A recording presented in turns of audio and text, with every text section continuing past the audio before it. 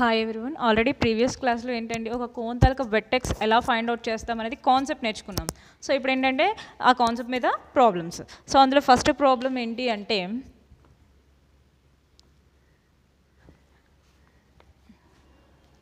Find the vertex of the cone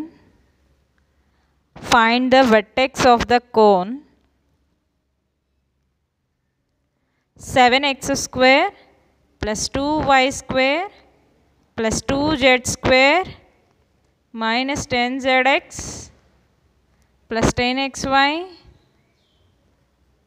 plus 26x minus 2y plus 2z minus 17 equals to 0. So ఏమి ఇచ్చాడండి? ఒక cone equation ఇచ్చాడు. ఇప్పుడు ఆ కోన్ తాలూకా vertex find out చేయాలి. So ఇచ్చిన కోన్ తీసుకుందాం. గివెన్ కోన్ ఈజ్, సో దీన్ని ఒక ఫంక్షన్ నోటేషన్లో రాస్తున్నానండి. ఏంటది? f of x, y, z equals to f of x, y, z is nothing but ఇచ్చిన ఈక్వేషన్ కంప్లీట్గా x టర్మ్లోని y టర్మ్ z టర్మ్స్లో మాత్రమే ఉంటుంది అని అర్థం. So ఏమిచ్చాడు? 7x square plus 2y square plus 2z square minus 10zx plus 10xy plus 26x minus 2y plus 2z minus 17 equals to 0. ఇప్పుడు మనం ఏం చేయాలంటే ఒక కోన్ ఈక్వేషన్ ఇచ్చి దాని తలక వెర్టెక్స్ ఫైండ్ అవుట్ చేయాలంటే దాని తలక హోమోజీనియస్ ఈక్వేషన్ తీసుకోవాలి. సో హోమోజీనియస్ ఈక్వేషన్ అనేసరికి ఏంటంటే ఎక్స్ టర్మ్ని, వై టర్మ్ని, జెడ్ టర్మ్ని టీతో మల్టిప్లై చేయాలండి. అట్ ద సేమ్ టైం కాన్స్టెంట్ని టీ స్క్వేర్తో మల్టిప్లై చేయాలి. సో అంటే ద హోమోజీనియస్ దీని ఈక్వేషన్ 1 అనుకున్నాం అనుకోండి. ద హోమోజీనియస్ ఈక్వేషన్ 1 ఈజ్ ఏమవుతుందండి? f of x, y, z, t equals to 7x square plus 2y square plus 2z square minus 10zx plus 10xy plus 26xt. x టర్మ్ని ఏం చేయాలి? టీతో multiply చేయాలి. y టర్మ్ని టీతో multiply చేయాలి. అలాగే z టర్మ్ని టీతో, కాన్స్టెంట్ని ఏం చేయాలండి? Tea స్క్వేర్తో మల్టిప్లై చేయాలి. ఓకే, ఇప్పుడు మనం ఏం చేయాలంటే వెర్టెక్స్ ఫైండ్ అవుట్ చేయాలంటే పార్షియల్ డెరివేటివ్స్ చేయాల్సి ఉంటుందండి. సో పార్షియల్ డెరివేటివ్స్ ఎలా అంటే ఆ ఇచ్చిన ఫంక్షన్కి with respect to X partial derivative చేస్తారు, వై పార్షియల్ డెరివేటివ్ చేస్తారు, జెడ్ పార్షియల్ డెరివేటివ్ చేస్తారు, అలాగే టీ కూడా. సో ముందు do F by do x చేద్దాం. ఎక్కడ? టీ ఈక్వల్స్ టు 1 దగ్గర. అంటే ఏం చేయాలి? ఆ function with respect to X partial derivative చేయాలి. With respect to X partial derivative చేసేటప్పుడు అక్కడ ఉన్న Y term, Z term, T terms అన్నీ కూడా ఏమవుతాయంటే కాన్స్టెంట్స్ అవుతాయండి. సో డెరివేటివ్ చేసేటప్పుడు కాన్స్టెంట్ తాలూకా డెరివేటివ్ అయిపోతుంది 0 కదా. So with respect to X స్క్వేర్కి డెరివేటివ్ 2x ఇంటూ 7 14x. ఇక్కడ with respect to X, Y term అనేది కాన్స్టెంట్ తాలూకా డెరివేటివ్ అయిపోద్ది 0 కదా. అలాగే జెడ్ స్క్వేర్ టర్మ్ అనేది కూడా కాన్స్టెంటే, ఎందుకు? With respect to X partial derivative చేస్తున్నాం కాబట్టి. సో కాన్స్టెంట్ తాలూకా డెరివేటివ్ అవుతుంది 0. సో ఇక్కడ ఏముందండి? మైనస్ 10zx ఉంది, అంటే విత్ ఎక్స్ టర్మ్ ఉంది. అంటే ఇక్కడ ఏంటి కాన్స్టెంట్ అవుతుంది? మైనస్ 10z అనేది కాన్స్టెంట్ అవుతుంది. ఎందుకు? ఆ కాన్స్టెంట్ అనేది ఎక్స్ టర్మ్కి మల్టిప్లై ఎందుకు కాబట్టి యాజ్ ఇట్ ఈస్గా రాస్తామండి. విత్ రెస్పెక్ట్ టు ఎక్స్కి డెరివేటివ్ 1 ప్లస్ ఇక్కడ కూడా ఏంటండి 10y అనేది కాన్స్టెంట్, ఎందుకు? ఆ కాన్స్టెంట్ ఎక్స్కి మల్టిప్లై ఎందుకు కాబట్టి కాన్స్టెంట్ యాజ్ ఇట్ ఈస్గా రాద్దాము. విత్ రెస్పెక్ట్ టు ఎక్స్ కాబట్టి ఎక్స్కి డెరివేటివ్ 1.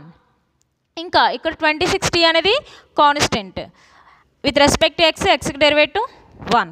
రిమైనింగ్ అన్నీ కూడా ఏమైపోతాయండి? జీరోస్ అయిపోతాయి కదా. ఎందుకంటే ఈ రిమైనింగ్ 3 టర్మ్స్లో కూడా ఎక్స్ టర్మ్ లేదు, టీ టర్మ్స్ ఉన్నాయి. టీ టర్మ్స్ అనేవి విత్ రెస్పెక్ట్ టు ఎక్స్ కాబట్టి టీ టర్మ్స్ అనేవి ఏమైపోతాయి? కాన్స్టెంట్ అవుతాయి. సో డెరివేటివ్ చేసేటప్పుడు కాన్స్టెంట్ తలక డెరివేటివ్ ఎంత అండి? 0 కదా. కాన్స్టెంట్ తలక డెరివేటివ్ ఏమవుతుందండి? 0 కదా. ఓవరాల్గా 2 కామన్ తీసి ఫైనల్గా టీ అంటే ఏంటో సబ్స్టిట్యూట్ చేస్తారు. టీ అంటే ఎంత? 1.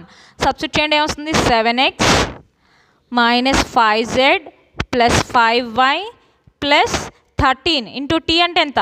1. దీని ఈక్వేషన్ 2 అనుకోండి. సో నెక్స్ట్ ఏంటండి? Do F by do Y at T equals to 1.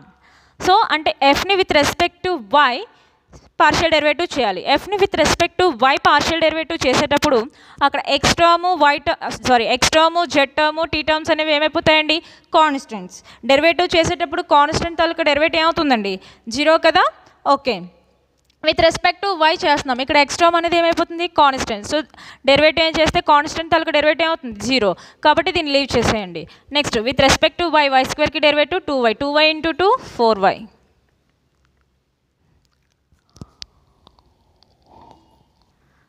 Next with respect to Y, ఇక్కడ జెడ్ అనేది కాన్స్టెంట్ అండి. డెరివేటివ్ చేసేటప్పుడు కాన్స్టెంట్ తాలూకు డెరివేటివ్ అయిపోతుంది 0, అంటే దీన్ని లీవ్ చేసేయచ్చు.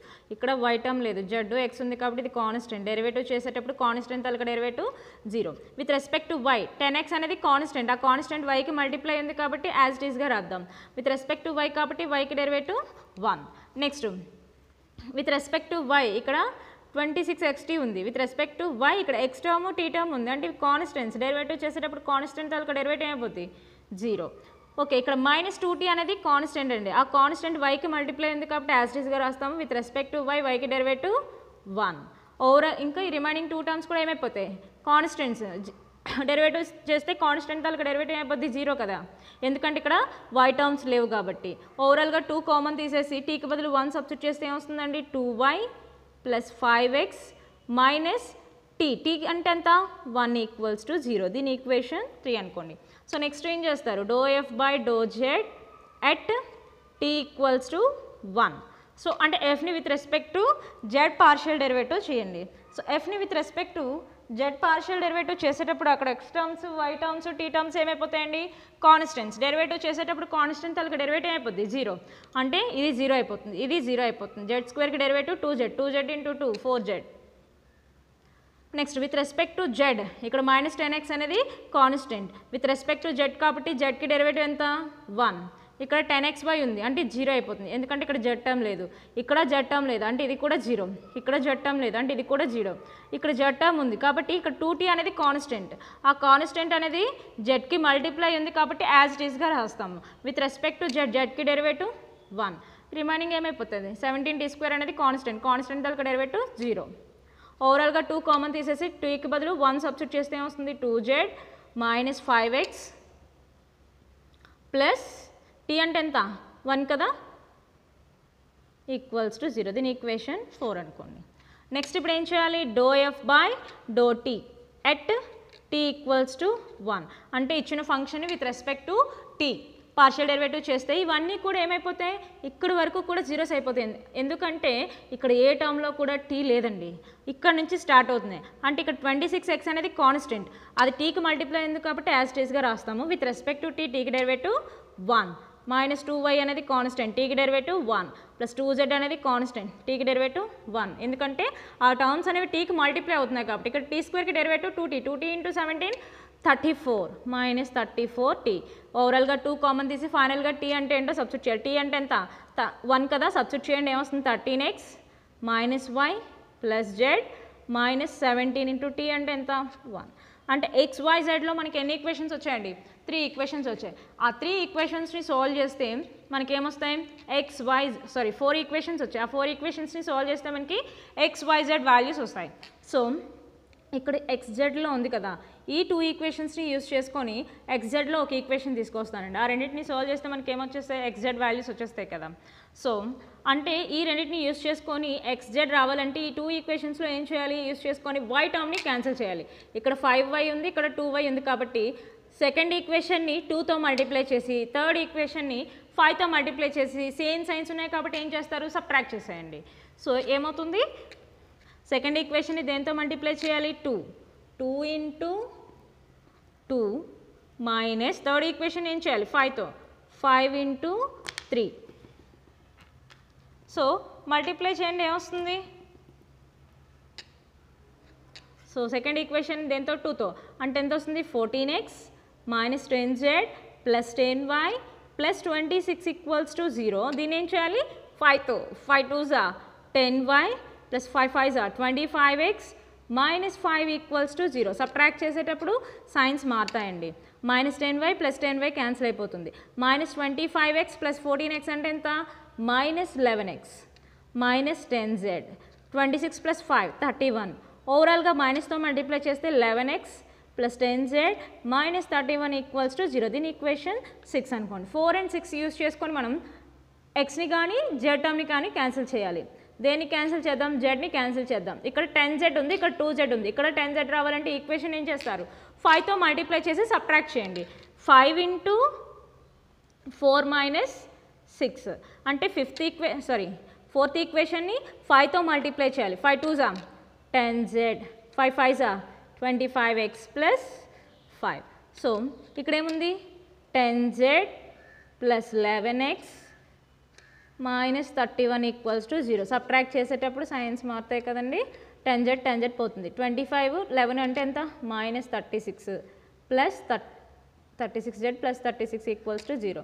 అంటే minus 36z equals to minus 36. అంటే z వాల్యూ ఎంత వచ్చిందండి, x వాల్యూ ఎంత వచ్చిందండి, 1. సో ఈ x వాల్యూని థర్డ్ ఈక్వేషన్లో సబ్స్టిట్యూట్ చేస్తే ఆటోమేటిక్గా ఏమొచ్చేస్తుందండి, y వాల్యూ వచ్చేస్తుందా. ఫ్రమ్ 3 థర్డ్ ఈక్వేషన్ ఏమొచ్చింది, 2y plus 5x minus 1 equals to 0. So ఇక్కడ x అంటే ఎంత వచ్చింది, 1 కదా. అంటే 2y ప్లస్ 4 ఈక్వల్స్ టు 0. అంటే 2y ఈక్వల్స్ టు ఏమవుతుంది, మైనస్ 4. అంటే y వాల్యూ ఎంత వచ్చిందండి, మైనస్ 2. సో y వాల్యూ వచ్చేసింది కదా. దీన్ని మనం y వాల్యూ వచ్చింది. ఇంకేం కావాలైతే z వాల్యూ కావాలి. z వాల్యూ కావాలంటే ఫోర్త్ ఈక్వేషన్లో x వాల్యూని సబ్స్టిట్యూట్ చేస్తే z వాల్యూ వచ్చేసింది కదా. ఫోర్త్ ఈక్వేషన్ ఏంటండి, ఫ్రమ్ 4 ఏంటండి fourth equation, 2z minus 5x plus 1 equals to 0. 2z minus 5 into x అంటే ఎంత, 1. అంటే 2z మైనస్ 4 ఈక్వల్స్ టు 0. అంటే z వాల్యూ ఎంత వచ్చిందండి, 2. So therefore vertex x, y, z equals ఏమొచ్చిందండి, 1, మైనస్ 2, 2. మనకు వచ్చిన వర్టెక్స్ కరెక్టా కాదా అనేది చెక్ చేసుకోవచ్చండి. ఎలా అంటే మనకు వచ్చిన XYZ వాల్యూస్ని మనకి ఇక్కడ 4 ఈక్వేషన్స్ వచ్చాయి కదా, ఏ ఈక్వేషన్లో సబ్స్టిట్యూట్ చేసినా సాటిస్ఫై అయిపోవాలి. అంటే ఏంటి, 0 అయిపోవాలి. అలా అయితే మనకు వచ్చిన వర్టెక్స్ అనేది కరెక్ట్ అని. సెకండ్ ఈక్వేషన్లో నేను సబ్స్టిట్యూట్ చేసి చెక్ చేస్తాను. ఫ్రమ్ 2 సెకండ్ ఈక్వేషన్ ఏంటి, 7x minus 5z plus 5y plus 13 equals to 0. 7 into x అంటే ఎంత, 1. మైనస్ 5 ఇంటూ z అంటే 2 ప్లస్ 5 ఇంటూ y అంటే minus 2 plus 13 equals to 0. So 13 plus 7 20 minus 10 minus 20 0 అయిపోయిందా. అంటే మనకు వచ్చిన వర్టెక్స్ సరిపోయిందండి. సో ఇది ఒక కోన్ ఈక్వేషన్ ఇచ్చి వర్టెక్స్ ఫైండ్ అవుట్ చేయాలంటే ముందు మనం ఏం చేయాల్సి ఉంటుంది, దాన్ని హోమోజీనియస్ ఫామ్లో కన్వర్ట్ చేసి పార్షియల్ డెరివేటివ్స్ చేయాలి. అంటే ఆ function with respect to x చేయాలి, y చేయాలి, z చేయాలి, అలాగే t. హోమోజీనియస్ ఈక్వేషన్ అంటే ఏంటి, ఆ ఇచ్చిన ఈక్వేషన్లోని x టర్మ్ని, y టర్మ్ని, z టర్మ్ని tతో మల్టిప్లై చేయాలి. కాన్స్టెంట్ని t² మల్టిప్లై చేసి అప్పుడు మనం ఏం చేయాల్సి ఉంటుంది, పార్షియల్ డెరివేటివ్స్ చేయాల్సి ఉంటుందండి. ఓకేనా. సో దీంతో మనకి వర్టెక్స్ కాన్సెప్ట్ అయిపోయిందండి. నెక్స్ట్ క్లాస్లో ఏంటంటే మ్యూచువల్లీ పర్పెండిక్యులర్ జనరేటర్స్ నేర్చుకుందాం. Thank you.